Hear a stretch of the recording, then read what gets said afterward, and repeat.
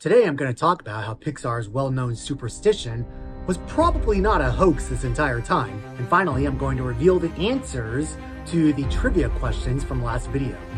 All that and more coming up.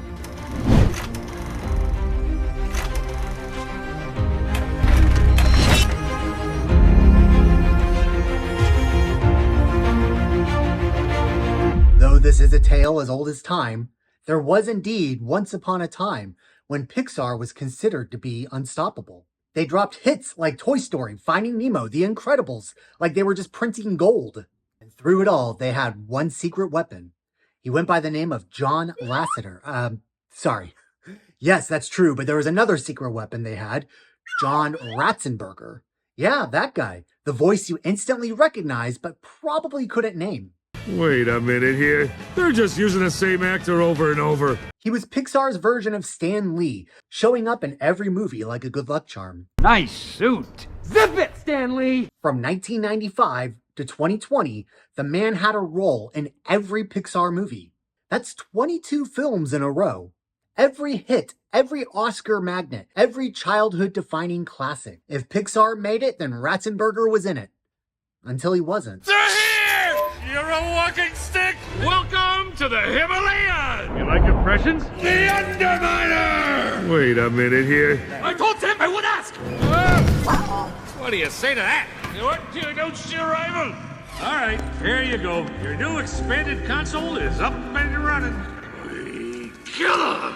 Blue Tangs are getting their own exhibit in Cleveland. Gracias. Ah, yeah, you know, the old days.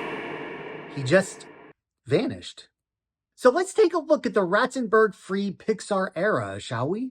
Lightyear, a Toy Story spin-off that forgot to be fun. Elemental, a romantic metaphor that tried to be WALL-E. Turning Red, puberty, pandas, and Pixar's first real audience divide. Luca, a one Saturday morning special. And finally, Lilo and Stitch, the movie that tried to be the cartoon version of the real-life Lilo and Stitch.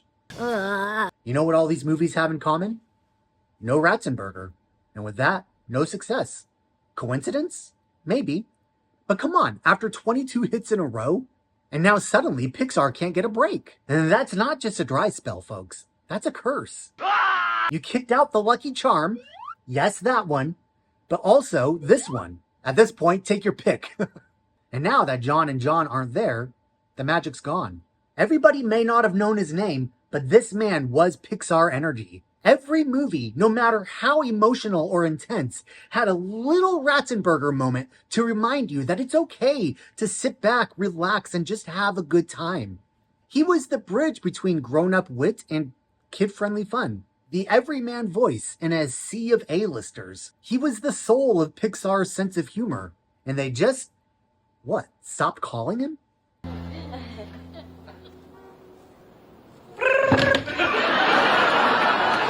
Look, I get it. New era, new voices, new priorities. It's the circle of life, I understand. But let me ask you something. If you're trying to get back to what made Pixar great, why would you continually ditch the guy who was literally in every hit you made? It's not like the man retired. He's still out there. He's still funny. He's still iconic. Put him in a post-credit scene as a fork in a kitchen. I don't care. We're next month's garage sale fodder for sure. Just bring him back. That could be a step in the right direction. Pixar wants to recapture the magic? Sure, great. Step one, bring back the man that was magic. And the other man that was magic. At this point, I'm starting to think John Ratzenberger didn't just voice a couple of characters. He voiced Pixar's soul. FYI, he was in that one, and that one was great, so check it out.